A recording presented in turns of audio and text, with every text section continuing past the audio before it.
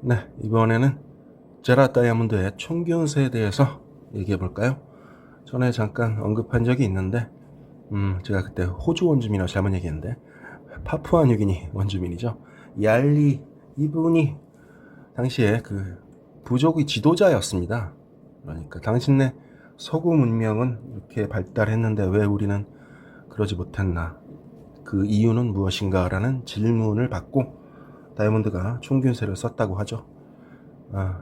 다이아몬드는 이 질문에 답을 해주고 싶었을 것입니다.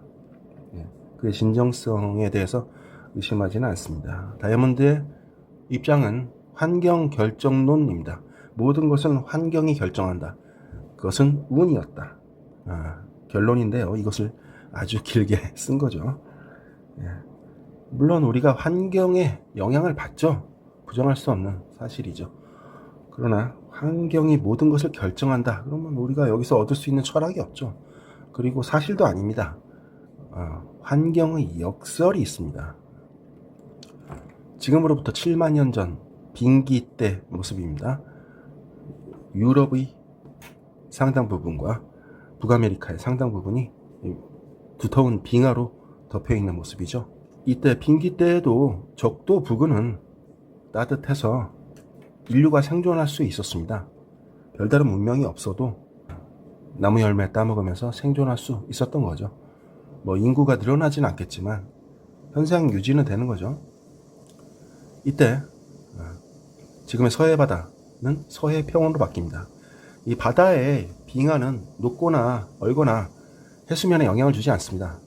육지에 빙하가 쌓이는 거죠. 눈과 얼음이 켜켜이 쌓이는 겁니다. 빙기가 지속되면서.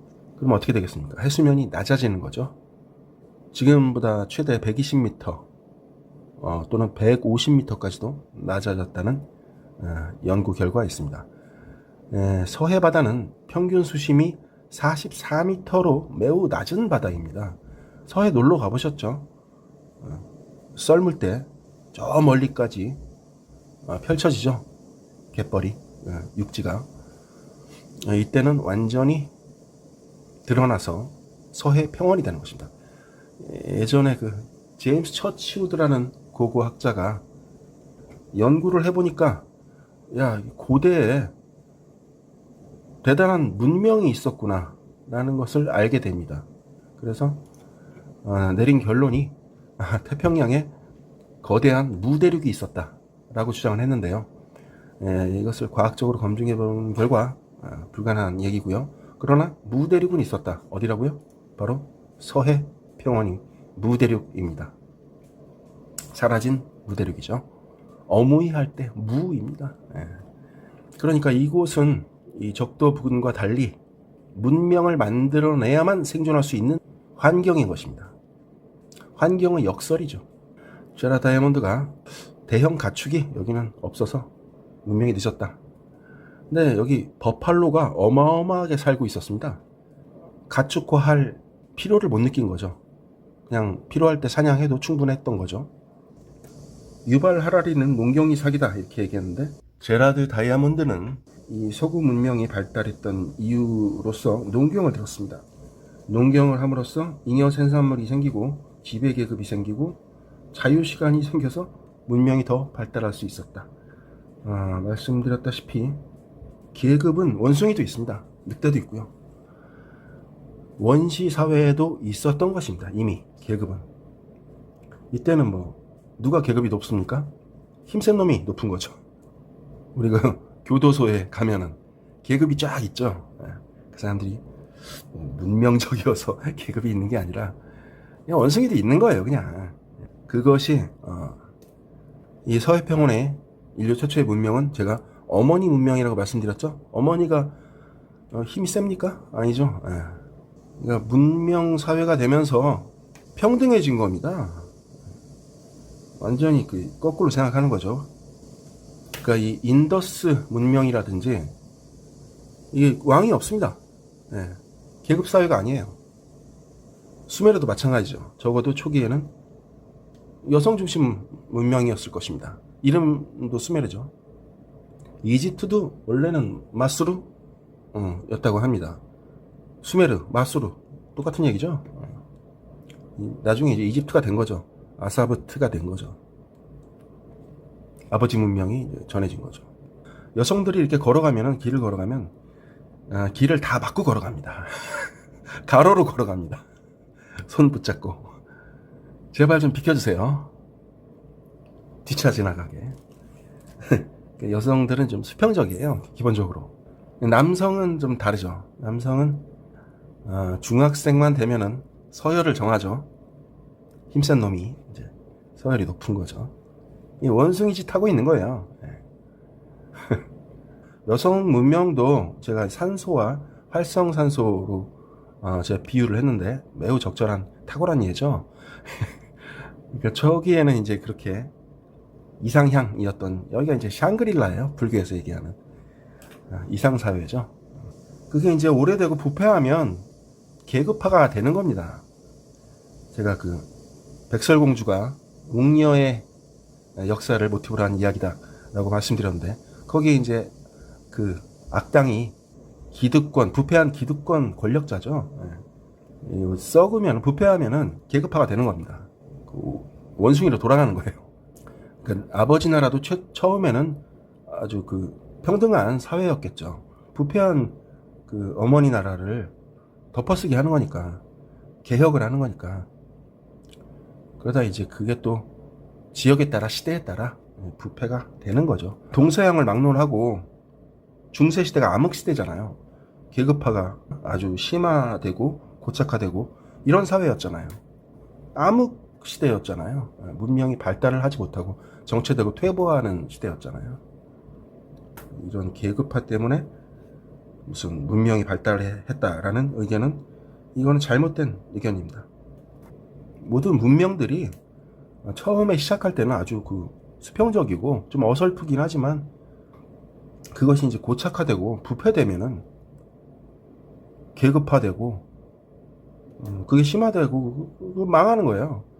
인간에게도 그 생로병사가 있듯이 국가나 그 문명에도 흥망성쇠가 있는 겁니다. 여기가 먼저 시작했으니까 여기는 이제 낡게 되고 나중에 이제 서구 문명이 앞서게 된 거죠. 서구 문명이 지배를 하게 된 것은 그것은 매우 이례적인 상황입니다.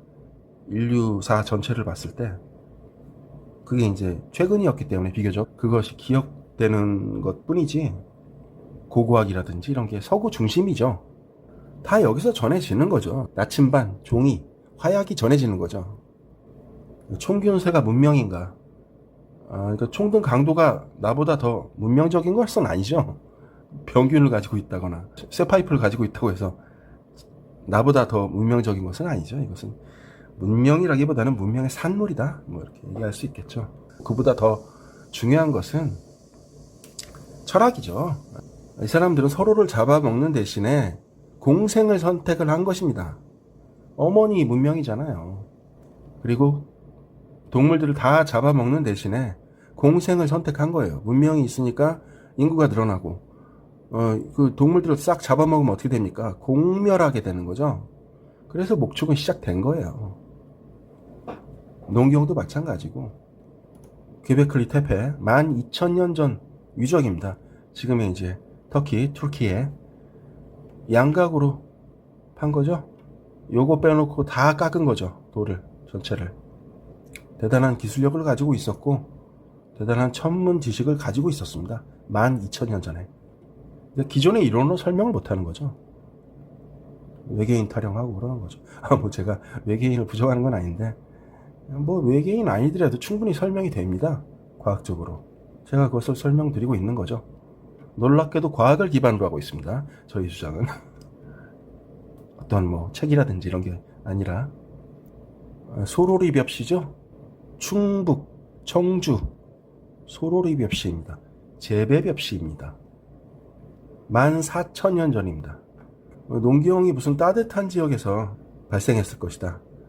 그게 아니죠.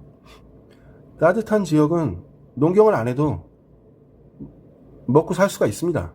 나무 열매가 있으니까 1년 내내. 여기는 그게 안 되는 거죠. 이 사람들이 문명을 가지고 있지 않았던 것은 아닙니다. 다만 좀 버전이 오래된 문명을 가지고 있었던 거죠. 유럽인들이 갔을 때 유럽인들에게 이 원주민들이 가르쳐줬습니다. 문명을. 먹고 사는 데 필요한 지식, 그게 문명이, 진짜 문명이죠. 총균세가 문명이 아니라. 농경하는 법을 가르쳐주고, 가축을 기르는 방법을 가르쳐주고. 유럽과 여기 아메리카하고는 환경이 다른 거죠. 작물도 다르고, 가축도 다르고. 새로 배워야 되는 거죠. 원주민에게. 그러니까 여기는 이제 경쟁이 심했죠. 자기들끼리 싸우고, 자원이 부족하니까. 여기는 이제 풍요로운 땅이죠. 농경도 여기가 잘 되고, 목축도 잘 되고, 문명이 최초로 출발했던 것도 궁죽변, 변죽통, 절실하니까 진보했고 문명을 만들어낸 겁니다. 물론 이제 여기 이집트 문명이라든지 수메르 문명이라든지 인더스 문명이라든지 이런 데는 비교적 기후가 따뜻해서 빙기 때도 생존할 수가 있었습니다. 근데 이제 그것이 새로운 문명과 만나면서 시너지가 일어나고 문명이 크게 꽃피게 된 거죠. 신도시예요. 이집트, 수메르, 인더스 당시의 신도시입니다. 고조선이 아사달인데 좀 더 넓은 개념으로는 이 아버지 문명 자체가 아사달입니다. 그 전에 어머니 문명은 아사마이고요. 새로운 하늘나라가 탄생을 한 거죠. 여기가 당연히 전해지기가 용이했겠죠. 빙기 때는 여기가 이제 이어져 있었는데요. 베링 육교로 이어져 있었는데 이게 이제 빙기가 끝나고 끊어지는 거죠. 여기도 끊어지고 여기도 끊어지고. 그러니까 고립이 되는 거죠. 거대한 섬처럼 된 거예요. 아메리카 대륙이. 더 이상 이제 사람들이 오지 않고 안타깝게도 이쪽에서 온 거죠. 총균세를 가지고. 여기 원주민 입장에서는 그렇다는 거죠. 그러니까 문명이 진보를 못하고 업데이트가 안 된 겁니다. 반면에 여기는 막 경쟁이 심했기 때문에 활을 숙련하려면 시간이 오래 걸립니다. 그러니까 총은 그보다 훨씬 짧죠. 숙련하는데. 그러니까 이제 휴대용 대포를 만든 거죠. 그것 때문에 아메리카 원주민들이 밀려나고 죽고 그랬던 건 사실이죠. 서구 문명을 먼저 받아들인 일본이 이제 업데이트를 빨리 한 거죠. 좀 더 진보적이었던 거죠. 지금은 보수화됐지만 늙고 있는 거죠. 여기 이제 많이 낡고 미국도 이제 좀 낡고 있죠. 급격하게. 여기는 굉장히 풍요로운 땅이기 때문에 사기맵이라고 하죠. 뭐 미국의 패권은 영원할 것이다 라는 의견이 있는데 제가 환경의 역설을 말씀드렸죠. 네, 여기서 얘기하는 보수 진보의 개념은 정치적 개념이 아니라 그보다 더 큰 문명적 개념이라는 것을 말씀드리겠습니다. 우리가 또 새로운 문명을 전해줘야죠. 러시아가 우리를 또 좋아하고 우리가 궁합이 좋습니다. 러시아하고 대한민국하고 교류를 확대해 나가야 되고 또 뭐 몽골이라든지 중앙아시아, 중동, 유럽, 아프리카, 중남미 다 교류를 확대해 나가고 또 새로운 문명을 전해줘야죠. 또 중동에서는 우리가 쓰는 중진류 가져와야 되고 미국 기름은 우리가 쓰는 기름이 아니에요. 단가가 안 나옵니다.